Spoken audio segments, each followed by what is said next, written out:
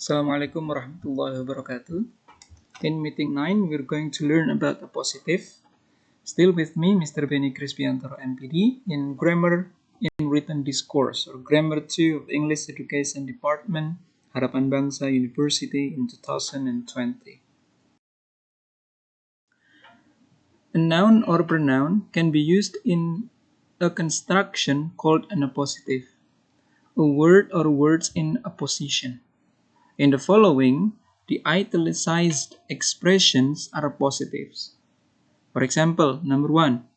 At camp, we met Mr. Willett, the scoutmaster. Our first dog, a spaniel, was very fond of the baby. The two senior members, Stella and I, are in charge of public relations. Appositive means, in its origin, placed next to. An appositive is a word or a group of words usually occurring directly after another noun or pronoun and standing for the same thing.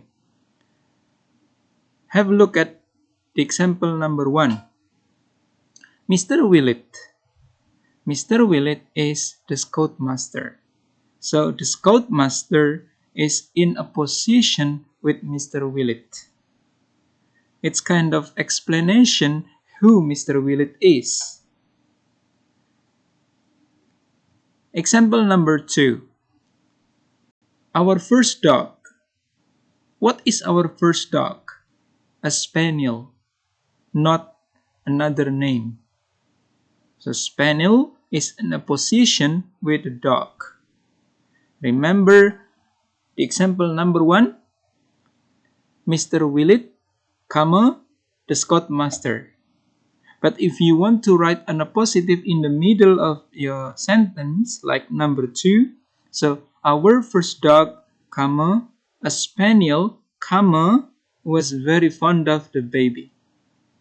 Remember, if the appositive is in the middle of the sentence, it should be with two commas, one in the front and another one in the end of the appositive.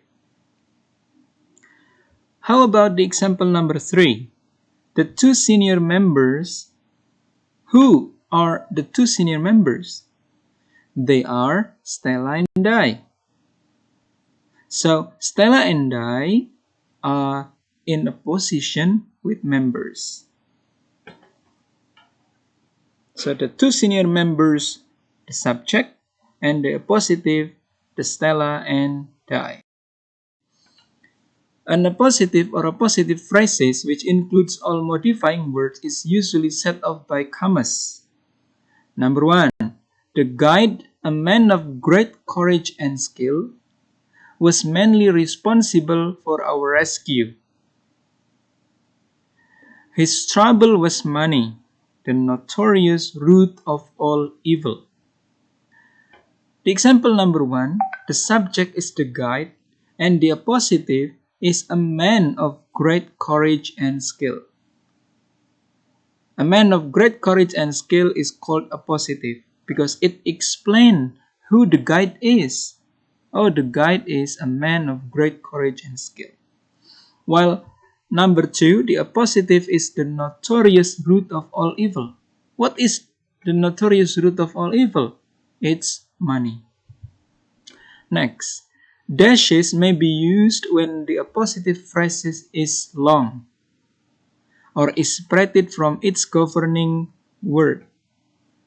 For example, only one passenger in the entire bus load, dash, a tall, pale gentleman in clerical garments, dash, seemed unperturbed by the incident. So the subject is only one passenger in the entire bus load, and the appositive is a tall, pale gentleman in clerical garment, and the subject is seemed, and the adjective is unperturbed by the incident. Because the appositive is so long, so you can use dash in the beginning and dash after the appositive. like comma. Dash is used when the appositive phrase is long. A colon is often used to precede an appositive at the end of the sentence. Remember, at the end of a sentence. We took only the bare essential, for example, blankets, toilet kits, a few pots, and pans. This is an example of a sentence. We took only the bare essential. So the bare essential, you explain it again with blankets, toilet kits, a few pots, and pans. But remember, before you write your appositive, you have to use colon. Bare essential, colon, blanket, toilet kits, a few pots, and pans. However, when the appositive is simple and very closely related to its governing word, no punctuation is used. For example, number 1, my friend Bob has a new car. We all went to see it. Number 1, my friend Bob has a new car. My friend? Who is your friend? Who is my friend? Bob. Because the appositive is simple and very closely related to its governing word. Its governing word means the subject or the same word. So no punctuation is used. No comma, no dash, no colon. We. Who are we? All. So you don't need comma in the middle, before all, and after all. You. Members. Okay, so the subject is you and the appositive is members. You, members, must give your support. Sean's play. What is Sean's play? Arms and the Man is included in the ontology. These are called close or restrictive appositive, meaning that the appositive is simple and you don't need punctuation in it. An appositive is in the same case as the word with which it is in apposition. This rule is meaningful with regard to personal pronouns. For example, there were only 3 absentees, you, Stanley, and blah blah blah. Absentees is a predicate nominative, hence the nominative is slash. It means that you don't need to write another name because 3, not more than 3. The brunt of the punishment fell on the 2 guards. Who are the 2 guards? Stanley and me. Guard is object of the preposition, hence the objective is me. Okay?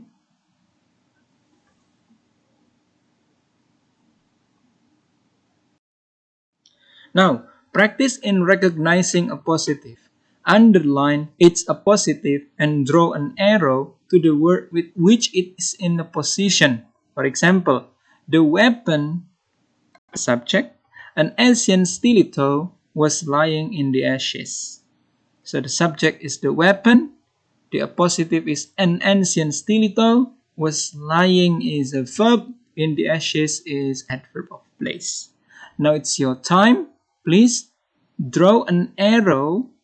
Before drawing an arrow, underline each appositive in each sentence and draw an arrow to the word with which it is in opposition. For example, number 1, you underline the blacksmith because the blacksmith is a positive. So the blacksmith, after you underline it, you try to draw an arrow to my friend. So my friend is the subject. Who is your friend? The blacksmith. Now it's your turn to do the remaining number of the questions. Number 2, number 3, number 4, number 5, your turn. Number 6 until number 10. And remember, if you have any questions, you may ask me in the forum or in the WhatsApp group. I'm waiting for your questions. Right. So please do it first. Here you are the answer key. Remember, don't open the answer key before you answer the questions first.